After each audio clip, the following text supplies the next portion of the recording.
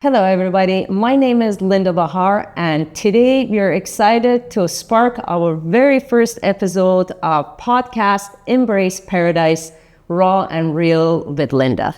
We're going to be diving into the lifestyle in the Dominican Republic and why, as expats, we chose to live here.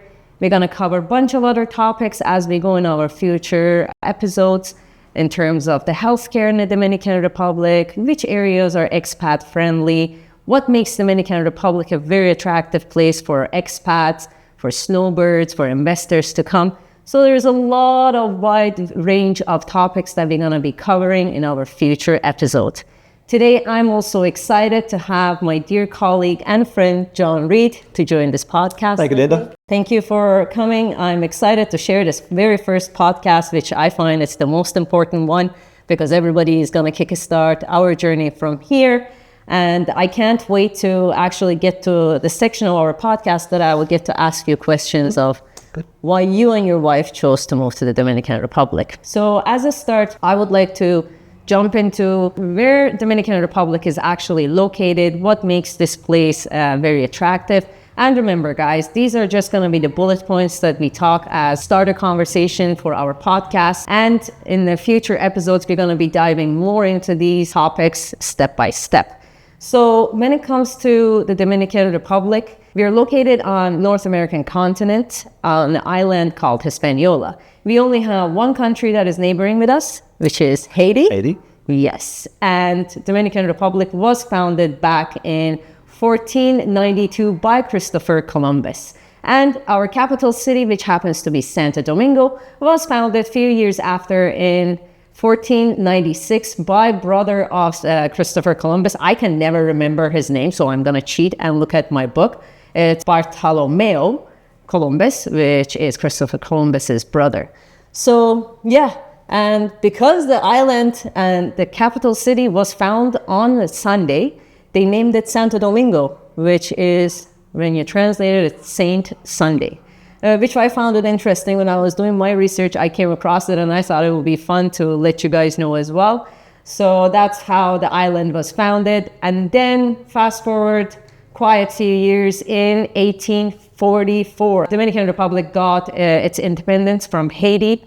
And that was a revolution led by Juan Pablo Duarte. He is the founding father of the Dominican Republic. There was three of them, and Juan Pablo Duarte is the most famous one, and actually the highest peaks of the Dominican Republic, which Pico Duarte is named after him. So Dominican Republic became its own country, and ever since they just have been escalating and very fast improving. And today they are the fastest growing Caribbean country that we have. We can see it a lot. Last year they had over 11 million people travel to the Dominican Republic, which they broke a record, and they're set to increase that substantially by 2030.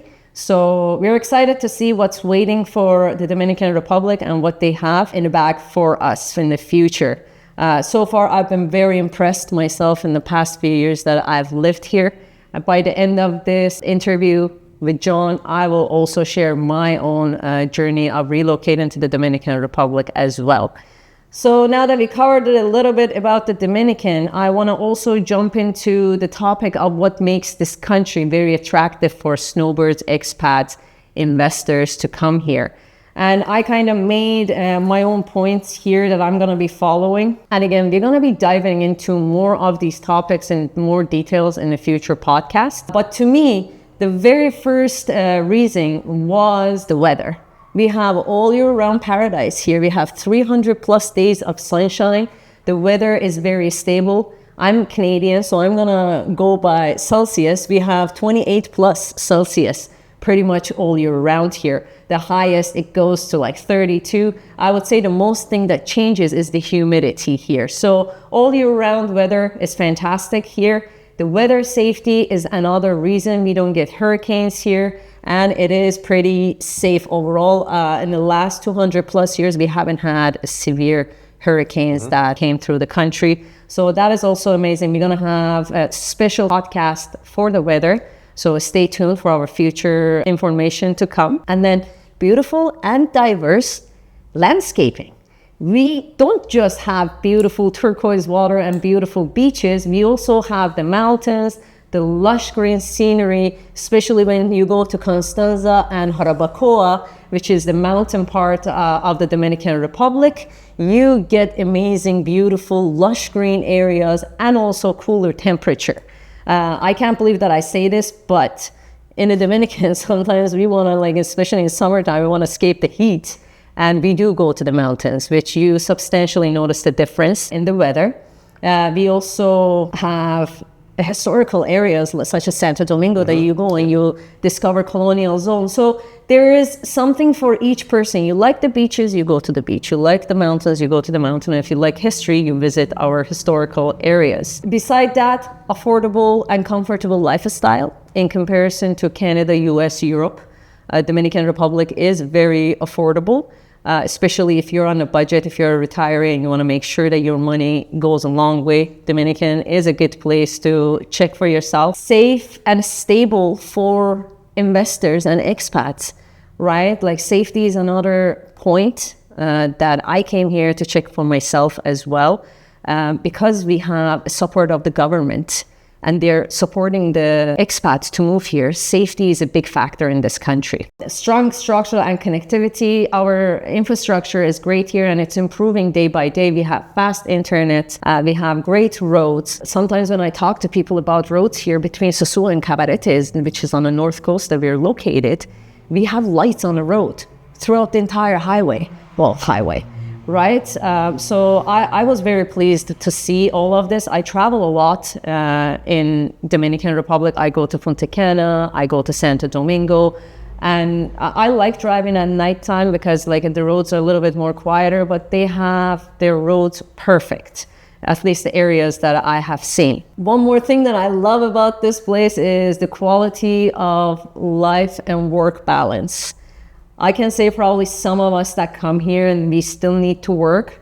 I personally work way more than what I was doing in Canada, but it doesn't really feel like work because we're always surrounded with people that are in a vacation mode. We're always surrounded by people that are retirees and they're just enjoying their life here. So it's a different vibe that I would say it's fantastic about this area. And last but not least, food, music, and culture. Food in Dominican Republic, I mean, everything is natural here. You literally eat a lemon and throw the seed and it starts growing out of nowhere. So that's awesome. A lot of things here are natural. This country, this island produces way more food than they can actually consume. So we are definitely in paradise for food when it comes to that.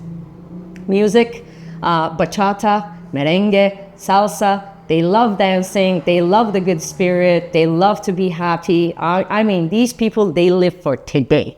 Tomorrow, who knows, right? I feel like in Canada, US, we're always chasing the next carrot all the time.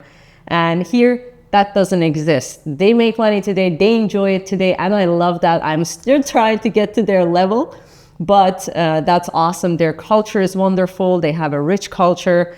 And overall, just this island very impressed me back in the day, and I decided to relocate here. So again, we're gonna dive more deep into these topics in the future. For now, we're gonna leave it at that.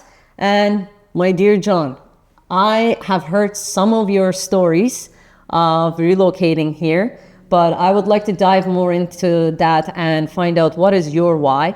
But before that, I'm gonna start with how we met with you. So John Reed, he is one of the founders of MLSdominican.com. If you don't know what that is, I will highly recommend you to check it out, especially if you're looking into finding yourself a property in the Dominican. John, congratulations. I think you created a phenomenal platform. I use it myself for my business. Thank you. For Linda Bahar Realty Group. And I've heard from many people that since Point Two Homes left the Dominican Republic, your website has become very, very helpful. Good. A lot of people find it useful. Go in there from all over Dominican Republic. Agents can go in there, sign up, and post their listings. so we can access worldwide to our clients to find our properties. So we appreciate the effort that you put out to create this. And one day I was just trying to sign up, and I'm like, I wonder if I can get in touch with them, because, you know, when the companies are big, you usually can't get a hold of them, or you can't get a hold of the right person. And I just contacted the number through WhatsApp, and you got back to me right away. So that's how we got to meet, and we really connected from there. So do you want to start off just a little bit introducing yourself, what you did back in Canada, and then I will start. I have a series of questions that I want to ask you. Yeah, sure. I'm originally from England in the UK, and my wife and I and my two little girls emigrated to Canada in 1988. I came to Canada as an electrician, but I progressed on to work in controls engineering and robotics, helping to design and program work cells that made parts mostly for the automotive industry. So I did a lot of traveling around the States and Canada, installing equipment and making sure it all ran properly, and I really enjoyed that. And then we basically got to COVID, and I was laid off for 4.5 weeks as they determined if the company I was working out contract into was a company that could stay open to provide emergency services of some kind. And so after 4.5 weeks, I went back. But during COVID, it gave us some serious time to contemplate where we were, my wife and I, in our lives, where we were heading, financially, everything. So we sort of regrouped, thought about it, and at that same time, where we were living, our house was at a premium price. So we thought, maybe it's time to sell and take that money, pay off our debts, and start something new. And then we heard that the Dominican Republic was a place that checked all the boxes for people like me. In other words, affordable healthcare insurance, affordable standard of living, that you could buy a property and have full title, and you didn't need to be a resident. Now, my wife and I traveled the Caribbean on cruises, and we loved the British Virgin Islands. We used to go every year to get out of that snow. At the end of February, beginning of March, we would go to Tortola in the British Virgin Islands for a couple of weeks to break up that long period between New Year's Eve and Easter. Oh, tell me about it. And all that snow. So we look forward to that all year, believe it or not. And but you couldn't live there. You could not live unless you had a lot of money. These islands, being small islands, import everything, so everything's expensive. It's very hard to live there, as in the rules of, like getting residency, even trying to buy certain properties, they're very expensive. So it was never an option for us. And then a friend mentioned the Dominican Republic. And when I looked into the Dominican Republic, it was literally an epiphany for us. Not only was it affordable, you could afford to buy a villa with a pool. You're in paradise. It was affordable healthcare. It checked all the boxes. Affordable standard of living. You didn't need to have residency if you didn't want to, or you can get around to that, which we all do. But it just checked all the boxes, and we said, okay, Dominican, here we come, and that was it. I do agree with you, because when you live from the distance, the lifestyle that we have here, because I always share it as well on social media. Yeah. People think it's very unaffordable, but when you start looking into it, you really understand that it doesn't take much. As long as you put your mind into it, you will find a way to work around it and make it happen to yourself. Yeah. And this is another reason why we're putting these podcasts together, to extend it to everybody out there who's wondering what it takes to have such a lifestyle, for you guys to understand everything that comes with it and what it takes to buy yourself this lifestyle. In the real estate, when I'm doing my job and I'm performing my duty, I don't look at it as I'm selling homes. I'm selling a lifestyle, right? When I came to Dominican Republic, I didn't come here to buy a house. I already had a house in Canada. I came here to buy the lifestyle, right? So most of the things that you mentioned is the reason for most of the expats like myself, yourself, to be moving here.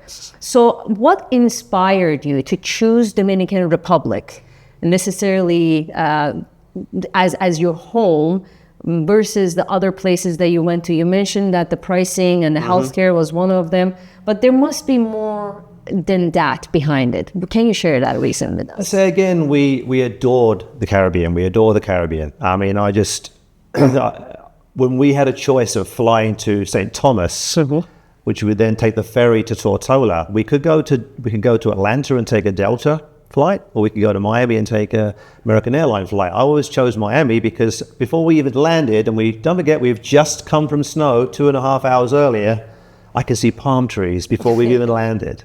And that made me very happy. And they still do. I love coconut trees. They just say something to me. I know I'm in the Caribbean. It's just the remark. So anyway, the thing is, a dream was to live in the Caribbean. Never thought we could. And that's why I say it was an epiphany. Finding the Dominican Republic checked all the boxes. Yeah. It was really an epiphany. I will say that, and I mean that. It was very exciting. So the next thing was to look into it more, learn more about Dominican Republic. And fortunately, there was lots of good videos on YouTube in this area, and in showing the beaches, the lifestyle, the communities. And so we got busy watching those and getting very excited. And we knew this is where we were going to come and make home. Yes. And we have. Yes, I know the nights that I fell asleep on YouTube just doing my own research and watching videos after videos. And that is what inspired me a long time ago to put this podcast together. But finally, now that I have a little bit more time freedom, that we are getting to extend these to our audience out there. And I'm excited to what is more to come, because there is a lot to learn about this country, and there is a lot of blessings that follows with it. And we can't wait to hear more stories of people that are working in healthcare, people that are working in the school system. There's going to be something for everybody in our podcast. And I can't wait to have you, because I find you as a wealth of knowledge that comes with your age, that comes with your wisdom, that comes with the experiences that you had in living in England, Canada, and now Dominican Republic. And another thing, if you can share with us, how did you and your wife, once you decided to move here, how did you start your move process? How did you start prepping yourself? That was quite an emotional experience, I think, because for years we had, like everybody does, they accumulate their children's belongings, memoirs, baseball medals, softball medals, uniforms, just all the memorabilia from childhood. We had boxes and boxes of those things and all the other things you collect over the years. And we still had them because our daughters, for some reason, didn't want to come and get them. So we still had them. But now it was a case of come and get them, or they're going to the dump, right? Because we've got to get rid of them. We are leaving the country. So they did. And a garage sale to get rid of as much stuff as we could. Again, it's very tough. A lot of memories there. But we knew what was more important, what overrode that, was the exciting prospect of coming to a new life in the Caribbean. So, but it was quite emotional. We moved in with one of my daughters, who is also a realtor. We moved in with her for the last final 6 weeks before we flew here. And that 6 weeks was very busy because we were also getting ready to ship things here. Okay, so we'd contacted a company to do that. I don't know if I can mention the company. Sure. Ship to DR, who are absolutely excellent. I mean that through and through. They were fantastic because it's quite a concern. You're putting all what you've got left to ship here. I have heard horror stories, and I use Ship to DR myself as well, and I can attest to it. They were fantastic, and we still constantly work with them. They're wonderful if you're planning on shipping anything. I always endorse those guys. They deserve it. They've earned it. So that was quite an emotional time. But what kept us going was the excitement of coming here. Yeah. Which we just couldn't wait to do. What was your biggest cultural shock when you arrived? I think we were so well prepared. And we'd been around the Caribbean a lot.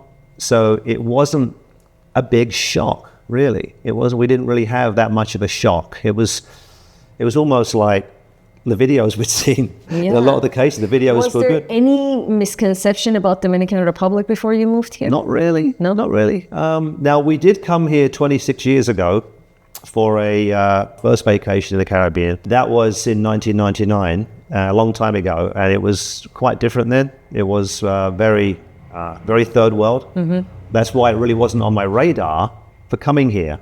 And I didn't realize how much it had advanced since then. And so the area we were in wasn't probably the best at the time. So, but really we were fairly well prepared there. And then the other thing is when you go into a gated community like we did, you know, you've got expats there. They help you with, you know, if you ask questions about how do I get here, how do I do that, what do you do here, what do you do there, you know, everyone's around to answer the questions. And you're also a well-traveled person, right? So that's why there wasn't a huge difference. If you have been already in the Caribbean and you have been in the Dominican Republic, that kind of preps us for it. Yeah. What is the difference between your days here versus Canada? Where do we start? Where do we start? It's so different. It's the quickest thing I can think of is we are now living every day instead of just existing. Okay, that's the way it is. I mean, I wake up in the morning. I'm literally 20 feet from my pool, right through the window. Behind there is a fan palm, my plantains, my avocado tree. You know, the coconut tree beside us is the fronds are brushing up against my other bedroom window. Yeah. I mean, what a start to the day. Absolutely. The sky is blue. It's nice and warm. We go for a quick walk. We have at 7 o'clock in the morning, my wife and I. Then we come back and have a swim. Then we use the outdoor shower as our shower. We've made a surround around it so we can shampoo and everything. And what a start to my day. We are in February right now as we're recording this. And I know this year Canada has gotten loads of snow, which is breaking the records for the past quite few years. So I feel bad talking about all these blessings that we are surrounded with. And like we're going to be airing this in the middle of the winter. So guys, come visit us. We can literally give you the sunshine all year round here. If you're looking for a vacation, please get in touch with us and we can set you up at the best Airbnbs, best hotels here to kind of introduce the area. My next question would be, what is the most rewarding for you by living in Dominican Republic? What is most rewarding? Again, so many things. I find it hard to actually highlight one thing. I love living here. I think I was meant to live here. Yeah. You know, so I love everything. I do. I love I love the mountains, the beaches. I know you're retired from Canada, right? And when you're retired, you kind of live on a fixed income. And I hear this from a lot of people that it's way easier for them to budget themselves here. Absolutely. Versus Canada, right? If you're making $1,000, $1,500 as a retiree in Canada, it's almost impossible to rent a house if you don't own one, to pay for your groceries, pay for your car, pay for your gas, right? And I think that's very rewarding for a lot of expats that would decide to come here and call this place home, at least for 6 months of the year. So my next question to you, have you faced any challenges with adjusting to the lifestyle in the Dominican Republic? Really? No, not many. Life is pretty great. It's pretty good. I really don't have any challenges. I'd have to really dig to tell you anything that I found was a challenge. I mean, going to get the bank account here was a bit of a challenge. Yeah. But that's nothing. It was just two trips. But you have to have someone with you. You have to have references. It is like going back in time to the old days of paper as opposed to computers. But that's one of the joys of being here. It's like sort of going back in time. You're not drowning in laws and taxes. You can float again and breathe and enjoy it. So really, getting the bank account was a bit of a surprise. And I'm glad that you mentioned that, because we're going to have a separate episode for everyone to understand what it takes to have a bank account, and we can definitely help you out with that. We have designated person that will take you to the bank account and set up all your paperwork, make sure that you're prepared for the process, but it's really nothing difficult. So we will have a special podcast on that as well.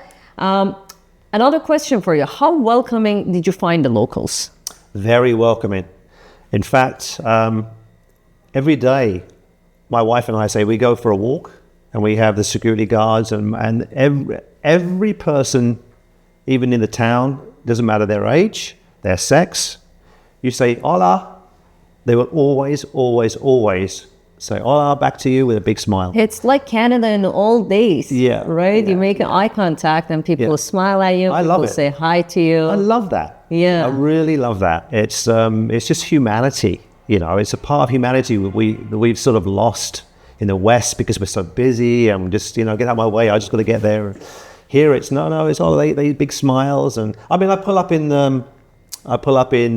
my car, and if my window's open and the next guy's in the next car, and we'll start talking. I'm like, hola. And sometimes we can't understand each other, but it's big smiles.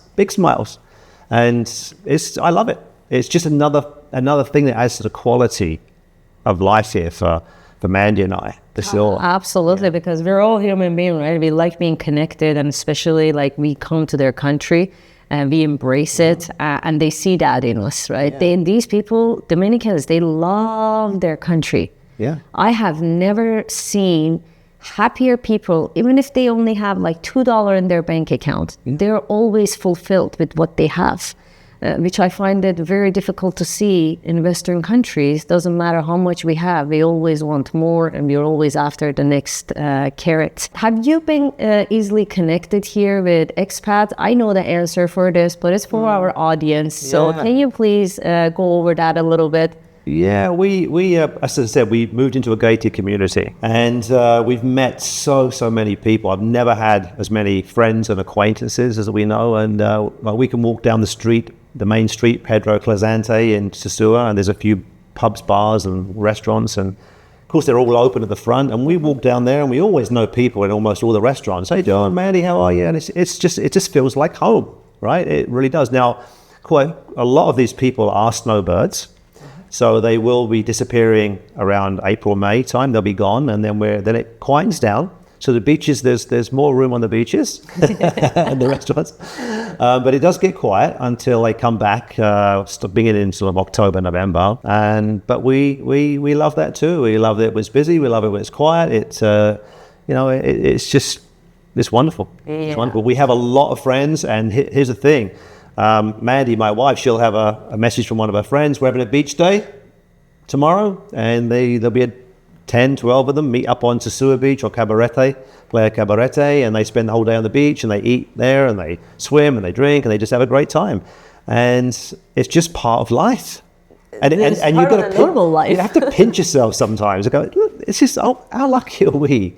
And if you can say that in your life and mean it. Yeah, 100%. And I'm gonna mention something here, because I found it very unbelievable and amazing when I came here and I found out the beaches were public. True. You don't need to pay to get to the beach. If you're a billionaire, you're walking down the same beach as somebody that got $2 in their bank account. Correct.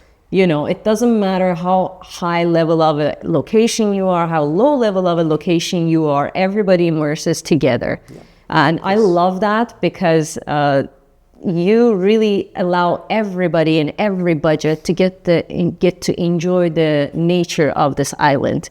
To me, that counts a lot, because not everybody is going to have the money all the time to do it, and they're not being limited to access the beauty of these shores, these areas.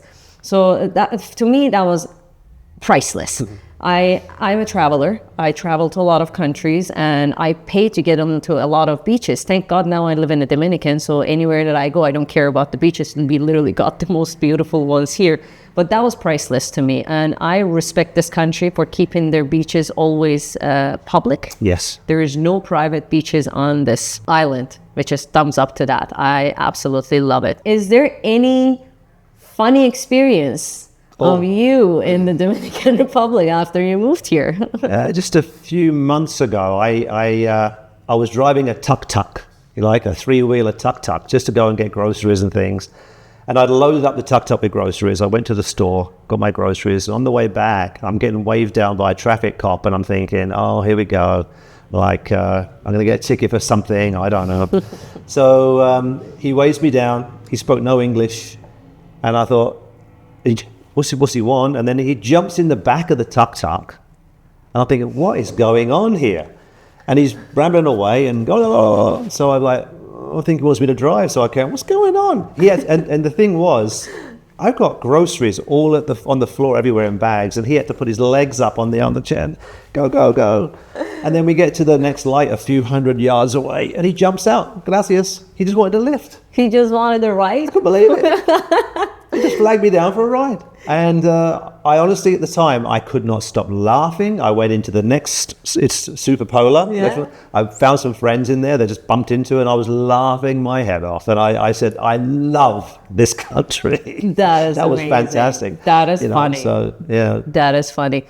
And if you could take the time back, would you still move to the Dominican Republic? 100%. No doubt about that whatsoever. This is home. If you can say that, then you know you've made the right decision. So that's cool. Mandy's the same. We both love it. The only thing she finds a little difficult is not seeing the family as much. But they come here too. They've been here a couple of times. Our daughters with the grandchildren, they've been here, and so and we do go back in the summer and see them. So it's not that bad. We have Messenger and Zoom and things. We can talk to them regularly. So it's that. Apart from that, it's home, and this is where we're going to stay. That's great. And is there anything that you say that you wish that you knew before moving down here? Not really. I'm going to say it again. Those YouTube videos were pretty good. They really gave you a good grounding for what to expect. And we know the driving here is a little, insane sometimes, but you get used to that. I prefer driving here now. I do. When someone lays on the horn on me, I know that in Canada maybe it's a 50-50. It could be a punch up. Oh my God! But here it's just like it's nothing. So I don't get anxiety. I don't get, oh my God, here we go. You just relax and whatever. I love the driving here, but I must tell you, when I go to Canada, I seriously have to give myself a check because it's very, very different. Yes. Right. Yes, if you guys plan on coming here, and if you plan on driving, I would say stay in the area, absorb the driving. I mean, we have a lot of motorcycles here, almost as much as India, I would say. Maybe not quite because we're not as heavily populated, but the motorcycles are everywhere. They're a more affordable way of riding around. So the locals are usually using motorcycle as their form of transport. So I would highly recommend everybody to be familiarizing themselves with the area, with the red lights and stuff like that. We will again cover some more in our future episodes about driving in the Dominican Republic, but that was a good point to make. So that is definitely one of the things that I find that I am from a different country originally than Canada. I used to be able to drive there. When I went back to visit, it was a no-no for me until I came to Dominican, and I had no choice but driving around. Otherwise, I was going to just walk or take taxi around. So you absolutely get adapted to it, but it may take some time. Yeah, I mean, we were here. We came the end of September 2022, and I didn't get the tuk-tuk until end of January. So we were using the shuttle bus that the gated community have as a service. We'd use that most of the time, but it was a little restricting. Like if you want to go to a certain beach or you want to go and see somebody or go somewhere, it was, you had to use taxis, and that's fine. The taxis are great. But that can add up after a while if you keep using taxis. So eventually we got the tuk-tuckers. And I had a great time driving that around, Yeah. But now I've never seen you on it, but I can only imagine it. Yeah. I've got to sell it now because now I've got the car, and I don't think taking clients from the airport to see their new villa in a tuk-tuk would quite cut it. And just so you guys know, John is also part of our team at Linda Bahar Realty Group. I have been absolutely blessed and pleased to work with John. He's one of my personal favorites, and it's been a blessing since we started. Thank you very much. Joined the team since we started it, and it has been nothing but blessing. You are full of wisdom. Every time that we sit down, I either learn something from you or we share great conversations. So it's been a blessing. For the ones that didn't know that, I would love to extend that to you guys. All those years are coming to something then. Yeah, honestly, I've been feeling definitely blessed by getting to know you as a person and also having you as a colleague. and likewise. Yeah, likewise. thank you very much. It's a good fit. Yeah, absolutely. And I feel that people get to know each other always at the right time, and our right time to getting to know, because we lived in Canada in fairly close proximity, and then we never met there.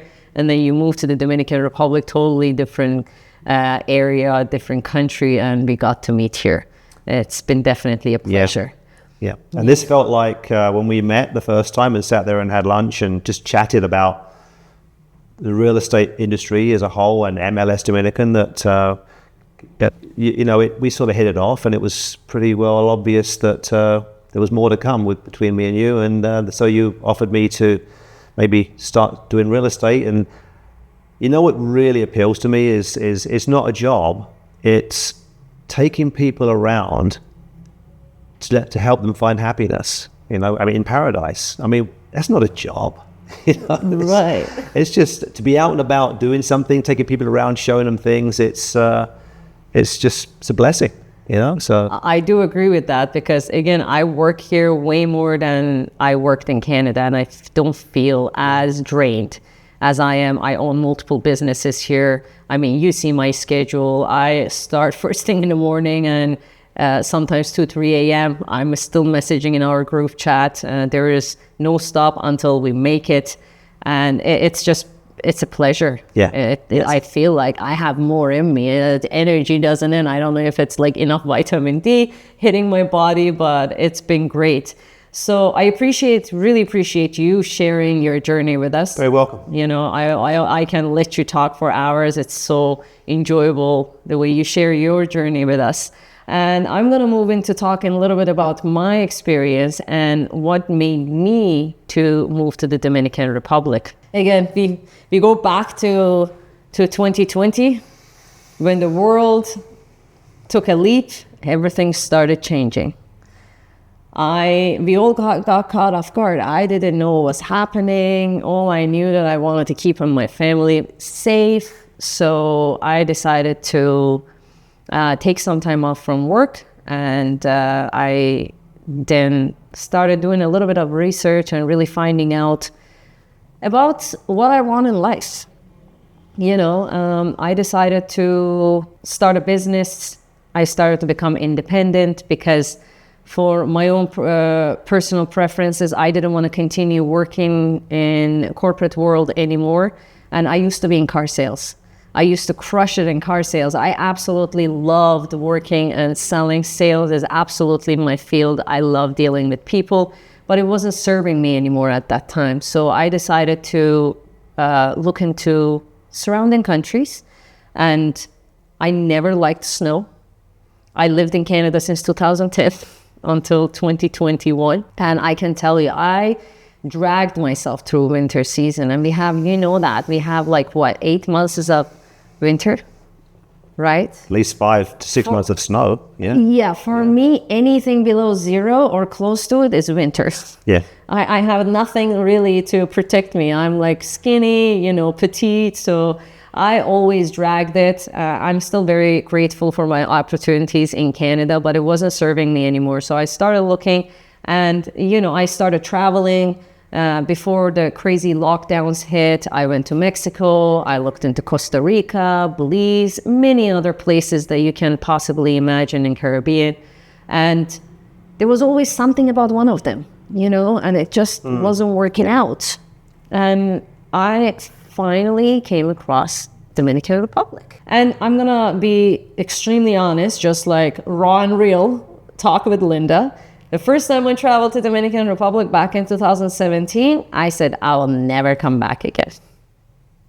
And they say never, because now this is home. And that was my own mistake back in 2017. I booked the wrong hotel, wrong part of the DR. And obviously DR has substantially improved since then to now. Even the area that I was in, and I will say it, it's Boca Chica, right by the capital city. I went and visited because that was my first memory of Dominican Republic, and I went back in 2024, and wow, what a difference. Anyways, I booked the wrong hotel, and I said, I'll never come back. And fast forward 2020 and 2021, when I decided to talk to my friends, some of them were like, oh, we're moving to Dominican. I was like, no. They're like, yes. I was like, there's no way. right? And my partner at that time mentioned that you shouldn't really decide really quick just by one experience. And I was like, oh my God, really? Okay, fine. Let's travel there and find out, because it was the North Coast, not the South. So we decided to come to Dominican Republic. And I came here for 2 months. I remember it was August and September, right before the lockdowns. And we decided to check it out. And obviously, I could not believe my eyes, what I was seeing, right? It was just too good to be true. So we stayed here and started looking around. At that time, I thought I couldn't afford to buy a house here. Due to the COVID, the demand was really high. So after looking into the area a little bit, of course, I found the one for us. We found the house that we wanted, and we put the deposit down. At that point, we knew that this place is safe for us. Based on my lifestyle is very different than the normal people, right? So it checked off all the boxes in the safety, cost of living, the climate. I was in love here. Like, that 2 months was one for my lifetime. And I absolutely fell in love with it. And we decided to move here. And I was really tired in Canada. You know, we have this lifestyle that is just eat, sleep, work, repeat, and back again to the same cycle. We don't really have the fun lifestyle. I always get jealous of Americans because I feel like they have way more into their country than us in Canada. But, you know, still very grateful to the life that I had, but I was outgrowing it. So it was good for me to move and start something new, and I have been blessed ever since. And some people ask me, well, why did you land it in the north coast of the Dominican Republic?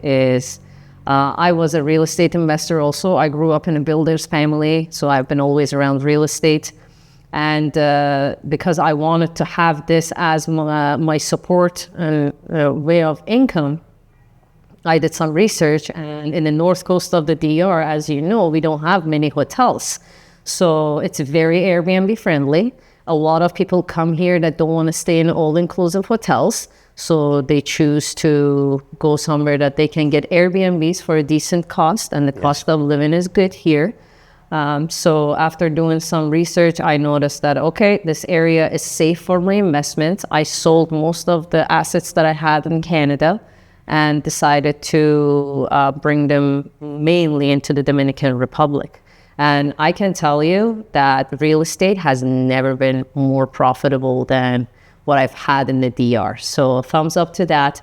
If you guys are interested in investing in the Dominican Republic real estate, if you are an expat, if you want to become a snowbird, you really need to look into the north coast of the Dominican Republic. This area that we are located is called the town of Sosua and Cabarete. We are two separate towns, 12 minutes from each other. The town of Sosua is the closest to the airport, which is only 12 minutes, which is a huge bonus. When you arrive, you don't have to drive for like an hour to get to your destination. I've actually missed my flight once because of the close proximity to the airport. You just get sometimes comfortable with the busy life that you have, but we're super close to the airport. And if you guys have any questions, please get in touch with us. Subscribe to our channel so you can stay informed with all the future podcasts we are going to be coming with, and hit the like button if you enjoyed this podcast. And John, I'm excited for our future with all the information that we are going to bring to our audience. If you guys have any specific topic that you would like to us to talk about it, to go dive deep about it, feel free to comment that as well, or send us a message. We're going to put our email addresses down below with our WhatsApp contact information. Feel free to get in touch with us. We're also going to leave our comment section open. So be kind, be polite, respect everyone, and we love everyone, okay? If you're positive, negative, it doesn't matter. We like to hear from you guys, but all I'm asking, these comments are going to be open to public. Please be mindful with what you're sharing. John, thank you very much. Thank you, Linda, for sharing your journey with us. It's absolutely been a blessing to work with you, and we're excited to continue this journey. Stay with us and stay connected. And thanks for watching.